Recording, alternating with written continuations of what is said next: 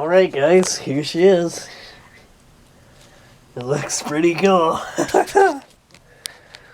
It's a stubby bison. So yeah, you can see the original interior, plum interior. The 350 is in. That's just the way it mounts in this frame compared to the old frame. So yeah, I have to put the gas tank, the trailer hitch in, and we're good. Of course, it's never done. You're never finished, but you're finished for now. So, there you go. Pretty cool.